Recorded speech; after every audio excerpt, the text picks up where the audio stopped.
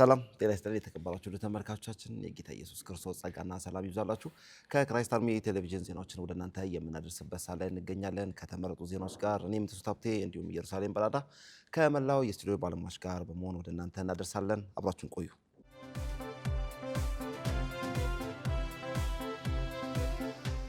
ወደ ዝርዝር ዘገባችን እናልፋለን።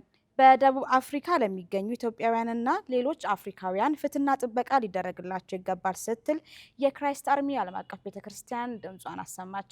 ከቅርብ ጊዜ ወዲህ በደቡብ አፍሪካ ላይ በኢትዮጵያውያንና በሌሎች የአፍሪካ ሀገር ዜጎች ላይ የግድያ፣ የድብደባ እንዲሁም የንብረት ውድመት የደረሰባቸው ሲሆን በዚሁም ዙሪያ በርካታ ኢትዮጵያውያን መሞታቸው ተገልጿል። የክራይስት አርሚ ዓለም አቀፍ ቤተክርስቲያን በፕሬዝዳንቷ በነቢዩ ጩፋ በኩል በማህበራዊ ሚዲያ አማካኝነት መልእክቷን ያስተላለፈ ሲሆን በተጨማሪም እሁድ ሚያዝያ 25 2018 ዓ.ም በቤተ ክርስቲያኒቷ የአምልኮ ሰዓት ላይ ጸቡ እንዲቆም የጸሎት መርሃ ግብር ተከናውኗል። በመልእክቱ መሰረትም በሀገሪቱ ውስጥ በኢትዮጵያውያን ላይ የሚፈጸሙ ጥቃቶች እጅግ አሳዛኝ መሆናቸው የተጠቆመ ሲሆን እነዚህ ድርጊቶች ከአካል ጉዳት በላይ መንፈሳዊ ጉዳትን እንደሚያስከትሉና የሰውነት መርሆችን እንደሚያዋርዱም ተጠቁሟል። ነቢይ እዩ ጩፋ እንዳሉትም ከሆነ በደቡብ አፍሪካ የሚኖሩ ኢትዮጵያውያን ታታሪና ሕግን አክባሪ ሲሆኑ በንግድ በአገልግሎትና በተለያዩ ሙያዎች በመሳተፍ ለሀገሪቱ ኢኮኖሚ አስፈላጊ አስተዋጽኦ እያደረጉ መሆናቸውንም ገልጸዋል። እነሱም ሀገሪቱን እንደ ሁለተኛ ሀገራቸው በመቁጠር በሰላምና በክብር ከማህበረሰቡ ጋር ለመኖርም እንደሚፈልጉ ተጠቁሟል። ነገር ግን በአሁኑ ጊዜ እነዚህ ዜጎች በፍርሃት ውስጥ እየኖሩ መሆናቸው ተገልጿል። በየዕለቱም የሚደርሱ ጥቃቶች ህይወታቸውን እያስጨነቀው እንደሚገኝ የተመላከተ ሲሆን ይህን ሁኔታ ከህግና ከፍትህ መሪዎች ጋር የሚጋጭ መሆኑም ተጠቁሟል። በመሆኑም በመልእክታቸው ውስጥ የሚከተሉ እርምጃዎች በአስቸኳይ እንዲወሰዱም ተጠይቋል። በኢትዮጵያውያን ላይ የሚፈጸሙ ጥቃቶች እንዲቆሙ የደህንነት ኃይሎች ሁሉንም ነዋሪዎችን ያለ ልዩነት በኩል እንዲጠብቁ፣ የፍትህ ሂደቶች ፈጣን እንዲሆኑና ወንጀለኞች ኃላፊነታቸውን እንዲወስዱ እንዲሁም የማህበራዊ አንድነት ፕሮግራሞች እንዲጠናከሩና የዘር ጥላቻም እንዲቀንስም ተጠይቋል። ጥሪው በመጨረሻ ሰዎች በፍቅርና በአክብሮት አብረው መኖር እንዳለባቸውና አብሮነታቸው መጠንከር እንዳለበት አሳስበው በጥላቻ የሚፈርስ እንጂ የሚገነባ ነገር አይኖርም፣ የሰው ህይወት እንዲከብርና ሁሉም ሰላምን እንዲመርጥ ጥሪ ቀርቧል።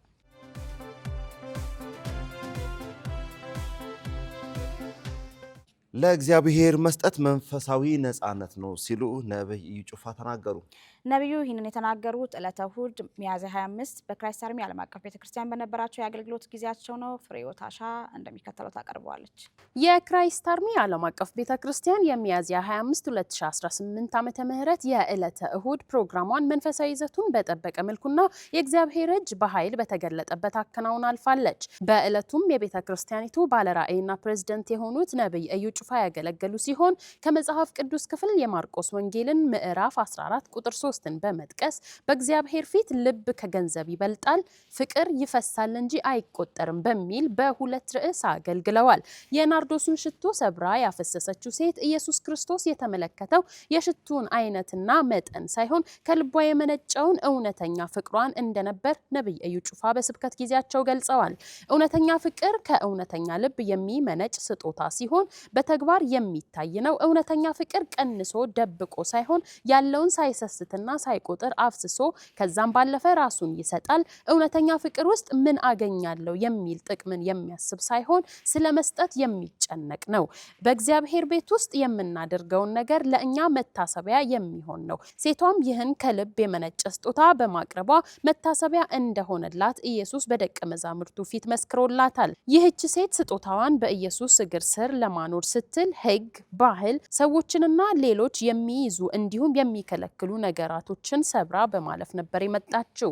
ለእግዚአብሔር መስጠት መንፈሳዊ ነፃነት ነው ያሉት ነቢይ እዩ ጩፋ ኢየሱስ ክርስቶስ የመሞቻው ጊዜ በቀረበበት ሰዓት ላይ ነበር ተገልጦላት ያላትን ውድ የሆነውን ሽቶ በመስበር የደፋችበት። ነቢይ እዩ ጩፋም ለእግዚአብሔር አድርጎ የሚቆጭ ሰው ደካማ ነው ያሉ ሲሆን የእውነተኛ ፍቅርና የሂሳብ ስሌት ይጋጫል። ለዛም ማሳያ የሂሳብ ስሌት እንደነ ይሁዳ ትችት ሲሆን እውነተኛ ፍቅር ግን በኢየሱስ እግር ስር ውድ የሆነውን ነገር ሽቱ መስበር ነው። ኢየሱስም ይህንን እውነተኛ ፍቅር በመመልከት በደቀ መዛሙርቱ ቃል እንዳትሰበር ትክክለኛነቷን በማረጋገጥ መስክሮላታል። በመጨረሻም በዚህ ትምህርት ውስጥ የምናገኘው 3 አበይት መልእክቶችን ሲሆን የሚነቅፉ ሰዎች ባሉበት ቦታ ላይ ትነሳለህ፣ ሰዎች ሲፈርዱ እሱ ያስተካክላል፣ ሰዎች ሲያሳንሱ እግዚአብሔር ያከብራል ሲሉ ነቢይ እዩ ጩፋ የዕለቱን የስብከት ጊዜያቸውን አጠቃለዋል።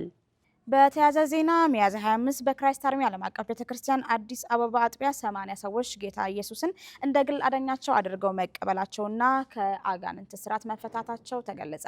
የክራይስት አርሚ ዓለም አቀፍ ቤተክርስቲያን የዕለተ እሁድ መደበኛ ፕሮግራሟን አከናውና ባለፈችበት ወቅት በዕለቱ አዳዲስ ነፍሳት ወደ እግዚአብሔር መንግስት እንዲጨመሩ ጥሪ የተደረገ ሲሆን ይህም ጥሪ በእግዚአብሔር ሰው በነቢይ ጩፋ አማካኝነትም ተላልፏል። ይህንንም ቅዱስ ጥሪ ተከትሎ ከአዲስ አበባ እንዲሁም ከየክፍለ ሀገሩ የመጡ በአጠቃላይ 80 ሰዎች ወደ እግዚአብሔር መንግስት ሊጨመሩ ችለዋል። ነቢዩም እነዚህ አዳዲስ ነፍሳት የደህንነት ትምህርታቸውን እንዲከታተሉ በመምከር በቤተ ክርስቲያን እንዲያዙም አሳስበዋል። በተያያዘ ዜና በክራይስት አርሚ ዓለም አቀፍ ቤተክርስቲያን ዕለተ እሁድ በነበረው መርሃ ግብር የእግዚአብሔር ሰው ነብዩ ጩፋ ለነፃ መውጣት በጸለዩ ጸሎት በጉባኤ ውስጥ በተለያየ አጋንንት ስራት ታስረው የተቀመጡ በርካታ ሰዎች ከድግምት ከዘር ማንዘር እንዲሁም ከሌሎች እርኩሳን መናፍስቶች ነፃ ሊወጡ ችለዋል። እነዚህ ነፃ የወጡ ሰዎች ከተለያየ የሃይማኖት ተቋማት የመጡ መሆናቸውም ተገልጿል።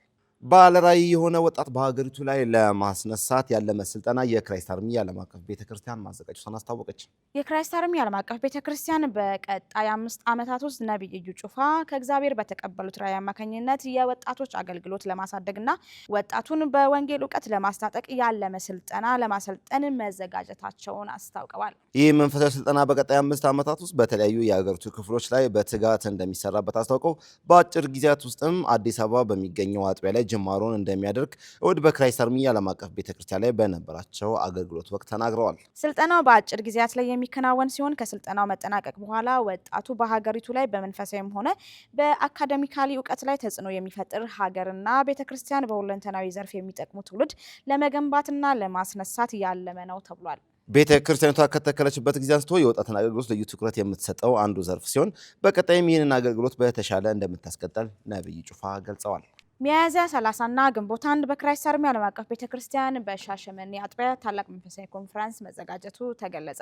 የክራይስት አርሚ ዓለም አቀፍ ቤተክርስቲያን ባሉት አጥቢያዎቹ አማካኝነት እንዲህ አይነቱ የእግዚአብሔር ጸጋ መንፈሳዊ በረከትን የሚካፈሉበትን ፕሮግራም መዘርጋት ሲሆን በ2018 ዓ.ም ውስጥም ለበርካታ ጊዜ በሶስቱም አጥቢያዎቿ ላይ ስታከናውን ቆይታለች። በእነዚህም ፕሮግራሞች ላይ በርካቶች የእግዚአብሔርን ወንጌል እየሰሙ በርካቶች ወደ እግዚአብሔር መንግስት እየተጨመሩ ከአጋንንት እስራት የተፈቱ እንዲሁም ሁለንተናዊ በሆነ በረከት እየተባረኩ እንደሚገኙ ተጠቁሟል። ሻሸመኔ ላይ በተዘጋጀው መንፈሳዊ ኮንፈረንስ የክራይስት አርሚ ዓለም አቀፍ ቤተክርስቲያን ፕሬዝዳንት የሆኑት ነብዩ ጩፋ በአጥቢያው ላይ በመገኘት እንደሚያገለግሉ የተገለጸ ሲሆን አርብና ቅዳሜ ኮንፈረንሱም እንደሚካሄድ ተገልጿል። በኮንፈረንሱም ላይ የእግዚአብሔር ቃል በኃይል የሚታወጅ ሲሆን በአጋንንት ስርዓት ውስጥ ላሉትና ለበሽተኞች እንደሚጸለይ ተመላክቷል። በተያያዘ ዜና ግንቦት 2 በአዲስ አበባ አጥቢያ ታላቅ መንፈሳዊ ኮንፈረንስ የተዘጋጀ ሲሆን ነብዩ ጩፋ ከሻሸመኔ ኮንፈረንስ መልስም የእግዚአብሔር ወንጌል በኃይል የሚያውጁ ሲሆን በአጋንንት ስርዓት ውስጥ ላሉት እንደሚጸለይና ለአዳዲስ ነፍሳትም ጥሪ እንደሚደረግ ተመላክቷል። በሻሸመኔ እንዲሁም በአዲስ አበባ አጥቢያ በሚኖሩ መንፈሳዊ ፕሮግራሞች ላይ ህዝበ ክርስቲያኑ አዳዲስ ነፍሳትን በመጋበዝ በቦታው በመገኘት የእግዚአብሔርን ጸጋ እንዲካፈሉ ቤተክርስቲያኒቷ ጥሪዋን አቅርባለች። ተመልካቾቻችን ከክራይስት አርሚ ቴሌቪዥን ወደ እናንተ ያደረስናቸው ዜናዎቻችን እነዚህን ይመስሉ ነበር። ከቀሪ ከክራይስት አርሚ ቲቪ ፕሮግራሞቻችን ጋር መልካም ቆይታ እንዲሆንላችሁ እንመኛለን። ሰላም።